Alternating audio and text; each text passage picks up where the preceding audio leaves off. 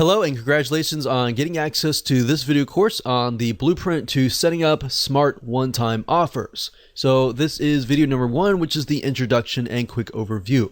So when it comes to selling your products and services online, you need to ensure that your whole funnel converts. Everything from your lead magnet to your freebie, whatever you're using to build your list, to your front-end offer, and then to your one-time offer. So in other words, everything needs to be consistent and congruent. If it is not, then your funnel will not convert. But you'll get a better idea as I actually go through and show you step by step. Now, before we begin, we need to check your mindset. And then of course, after that, I'll give you a quick overview of the video course itself so you know exactly what to expect. All right, so let's talk about mindset.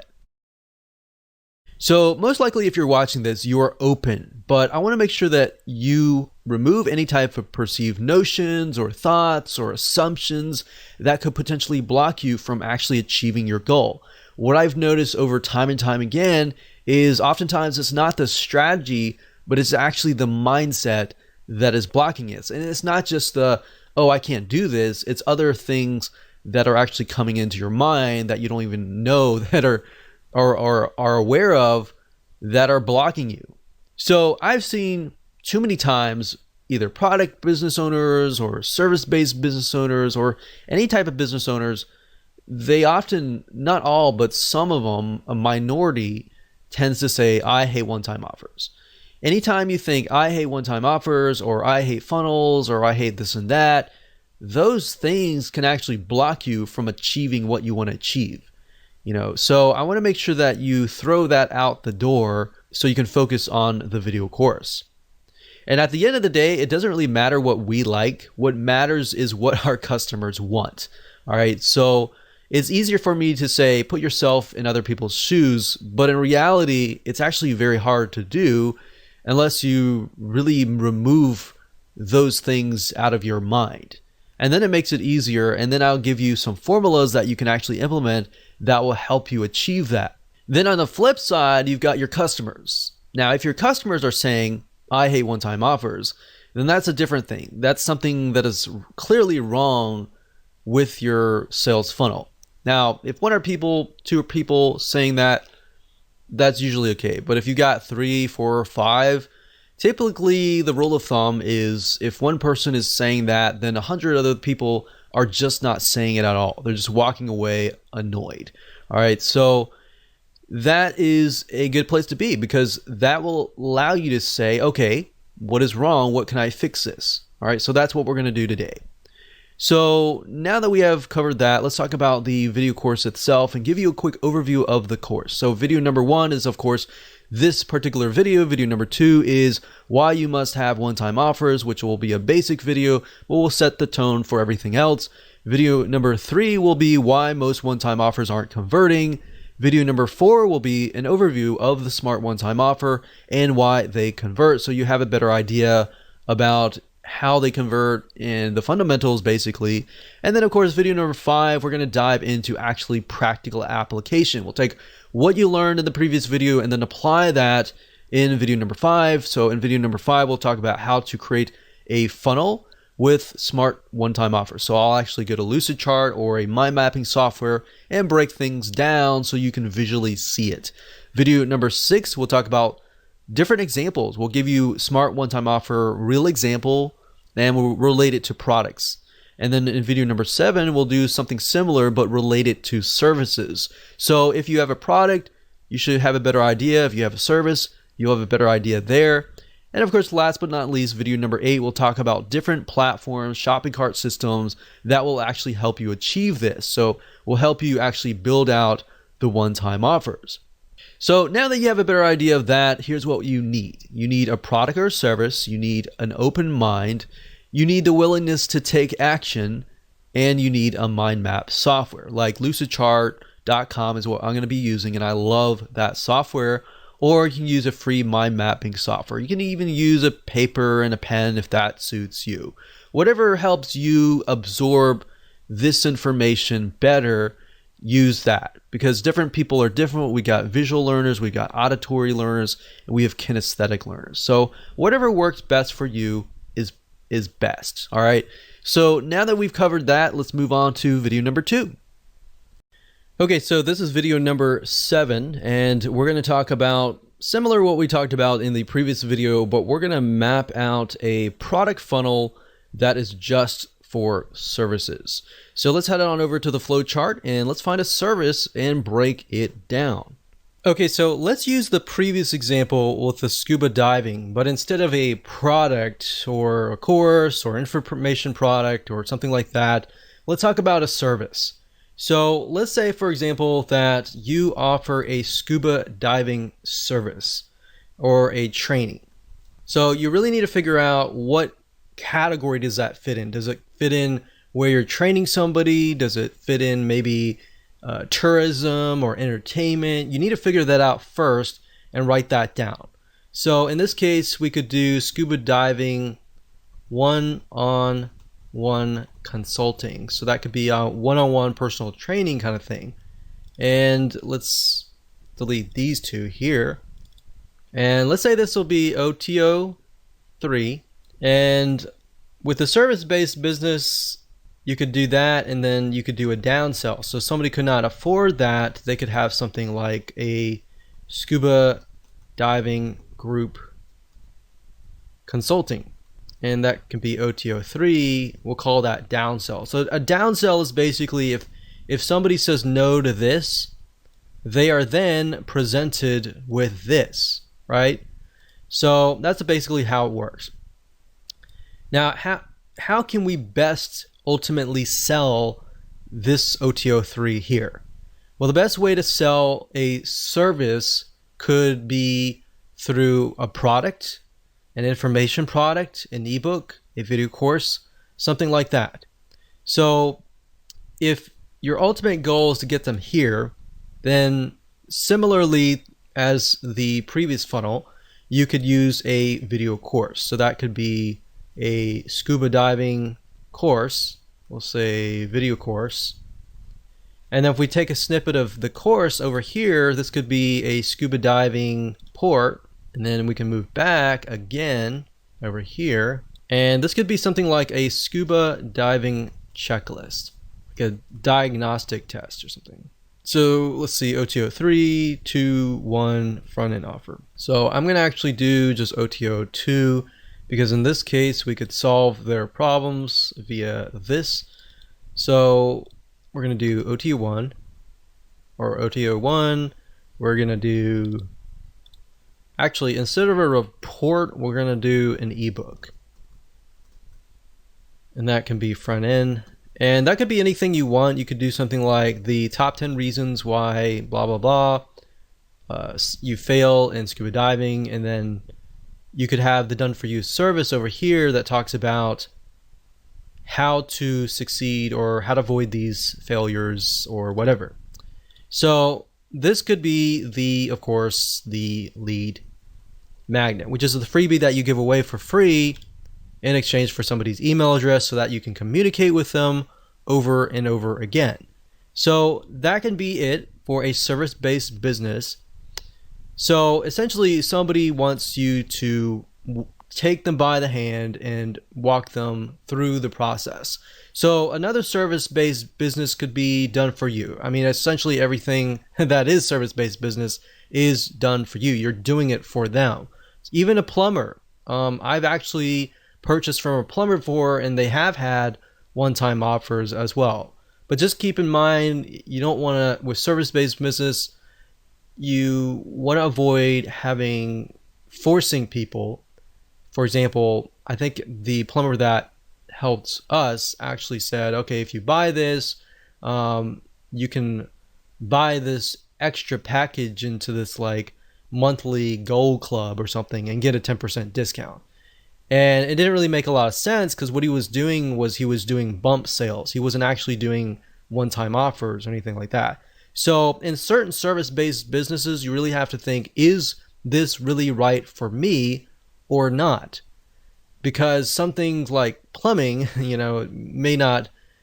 people may not be open to that. But generally, things like even scuba diving or information products, people tend to be more open on that. So I hope that gives you a better view of the different ways to go ahead and create a funnel for a service-based business. So remember, mix and match. If you can best educate the person before they get to your service, before they get to your product, that is a more ideal situation. Hello and welcome to video number 8, and just want to say congrats. At this point in time, you have reached the end of this video course. So to ensure that you use everything you have learned, we're going to talk about shopping cart systems that will actually help you achieve this goal and set up the one-time offers properly via automated systems so that whenever somebody buys your front-end offer, they will be automatically presented with the OTO1 or OTO2, 3, 4, 5, or whatever, how many one-time offers that you have. Now, there are many out there, but here are just to name a few. There's jvzoo.com, there's Zaxa.com, and there's Infusionsoft.com. I will say that Infusionsoft is a lot more complex, so Zaxa.com typically is a good shopping cart system. jvzoo.com as well. Now, in order for this to stay true, you need a shopping cart that can do one-time offers that appear after the previous purchase. We're not talking about one-time offers that are added to the front-end initial offer. So you want to make sure that you do your due diligence and make sure that this is the type that they are compatible with, because some shopping carts will actually say that, but in reality, it's a very different one-time offer. So that way it helps you kind of differentiate between the two. So I hope this helps, and just make sure that you go take action, map out your own sales funnel, find the right system that is for you, and go out there and conquer. Hello and welcome back. This is video number 4, and we're going to talk about an overview of the Smart One-Time Offer and why they convert. So at this point in time, you will understand why the traditional way of creating a one-time offer is not converting. So now it's time to show you how to set up smart one-time offers or one-time offers that do convert. Now here, what we want to do is start brainstorming how you can implement this strategy into your own sales funnel to ensure that you give your customers what they want. So here's the part where you actually put yourselves in their shoes. But this process is going to make your life a lot easier. I wish I knew this when I was setting up one-time offers back in the day. And then when I figured this out, I was like, wow, I was actually doing it the hard way. So referring back to the example in the previous video, taxes. The way a smart one-time offer works is to ensure that it is actually related to your original offer. Now, you might be thinking, well, that's a no-brainer. I do that all the time, or that should be easy.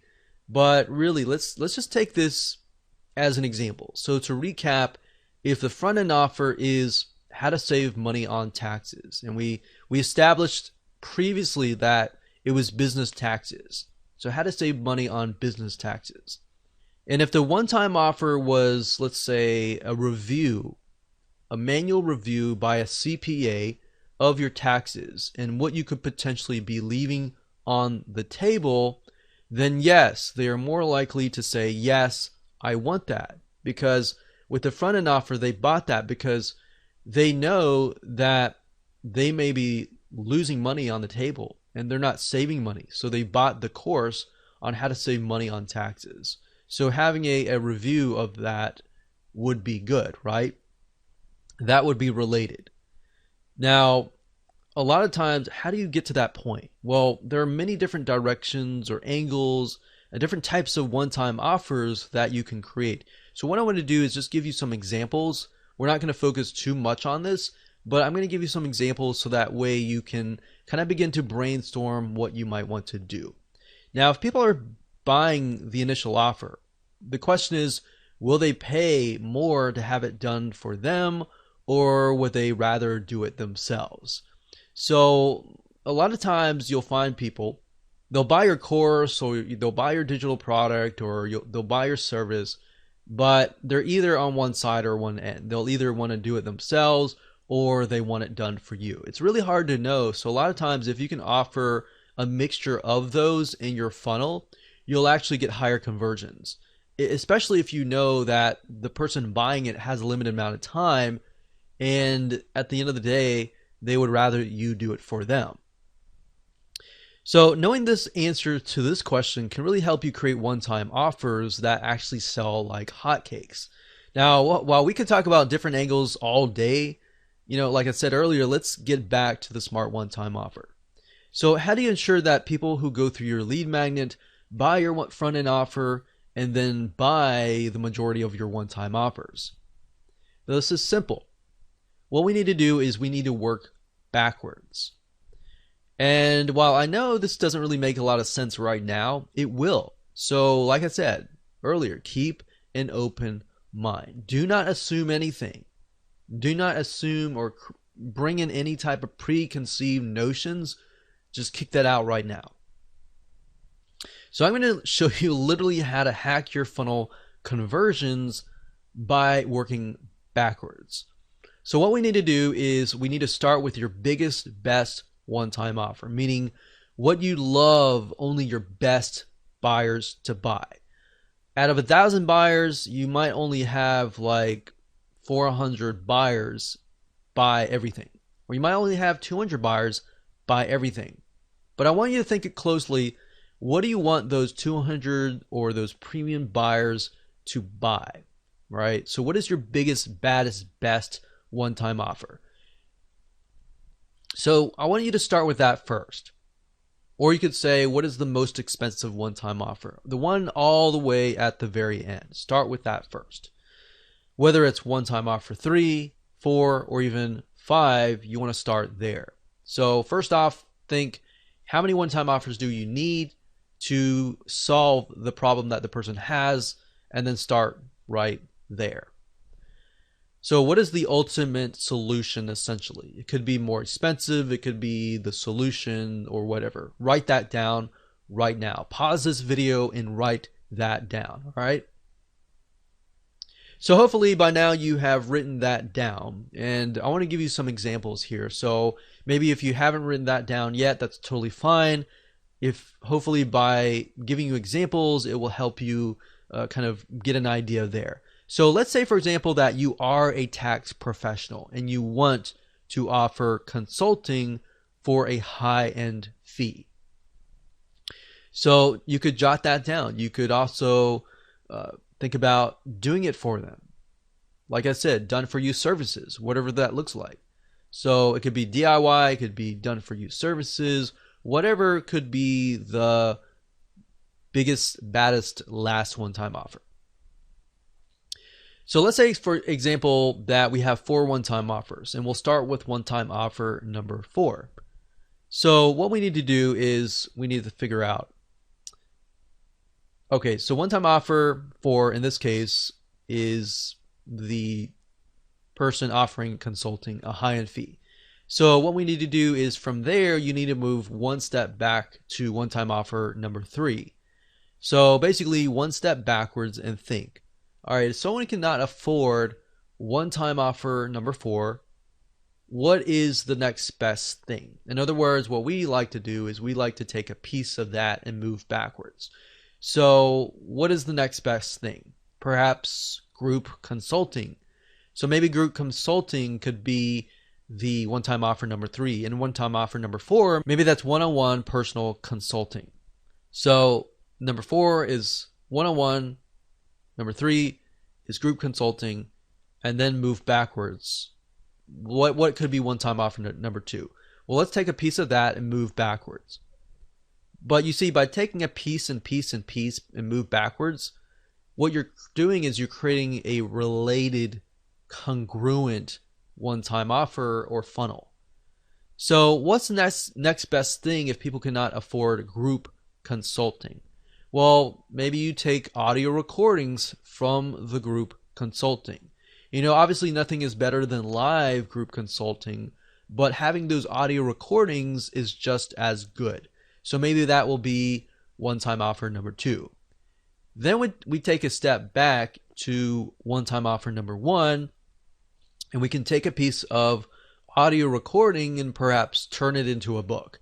So they're still getting a piece of that group consulting or that personal consulting, but it's actually not consulting anymore. It's just a book or a course kind of thing.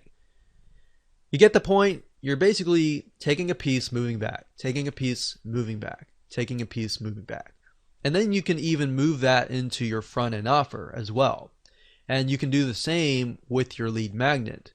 So if you do that, guess what?